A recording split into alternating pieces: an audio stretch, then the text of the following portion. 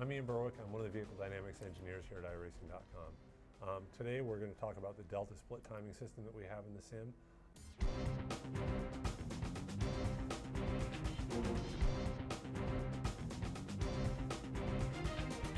If you hit tab, it's going to bring up your first optional screen, which is your best lap. As you scroll through tab, it's going to give you your optimal lap, which is going to be your best segments all the way around the track. Different tracks are broken up into different quantities, different segments of varying length. Optimal sector is if you want to work on a segment at a time, as opposed to a completed lap time.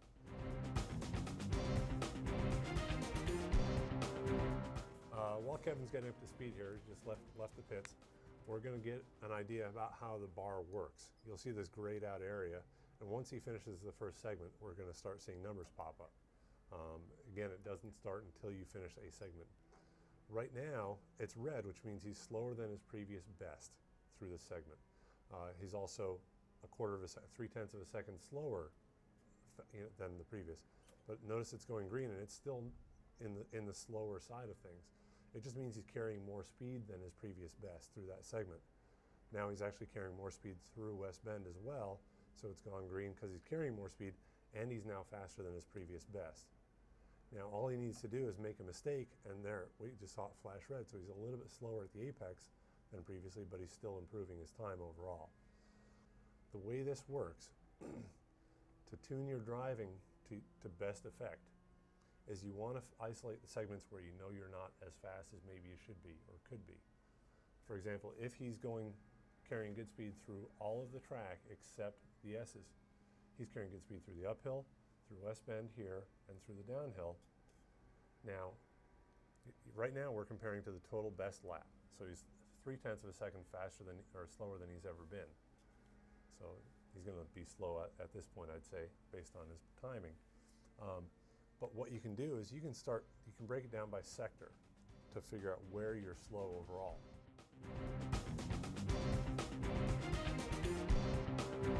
Okay, we now have a completed lap, and as we have 4 full segments, which is all this track has, your optimum, which is right now your combination of all your best times, is a 1:03.4. It's just what you've managed to complete so far in each segment. And as you look on the segment time here, it'll show up here that you're improving your lap by a second. It'll move to the right when you're doing well, and it'll be green. To the right means you're going faster than your previous best.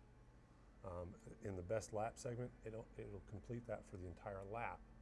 Whereas if you have against your optimal, it'll change. And if you do the segment or sector timing, it'll actually break it up into individual sectors.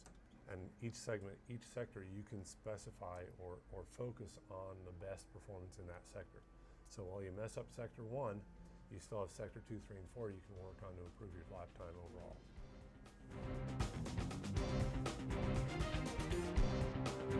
We're on our optimal sectors screen here that we've selected. We've established that Kevin is slow pretty much everywhere, but mostly in the left-hander and right-hander combination called the S's at Lime Rock. So we've got him now on the sector timing. So now each segment he's going to get a new time. It's going to reset to 0.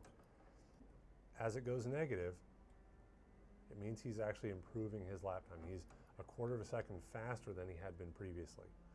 And it's also in the green up in the bar, so that also means he's carrying more speed. That's really the thing to look for, is even if it's going red, occasionally, by braking early, you'll hit the red early on the way into the corner, but the staying in racing is slow in, fast out.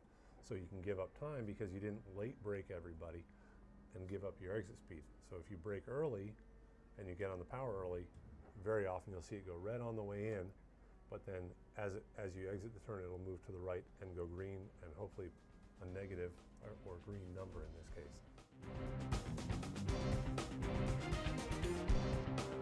Okay, so I was talking about session best lap and how to use it in a race. The reality is this is just going to keep track of your lap times. In a race, you're going to use the F3 screen, which is your relative position, which when you're alone doesn't show anything, but it'll give you your separation front to back between the people around you. as those numbers change, you can worry about your lap times improving or slowing. And that'll give you a reference of how you're doing on a whole. All that does is tell you where you are position-wise on the track, and this will tell you how you're doing speed-wise. So those are two ways you can monitor your progress through a race.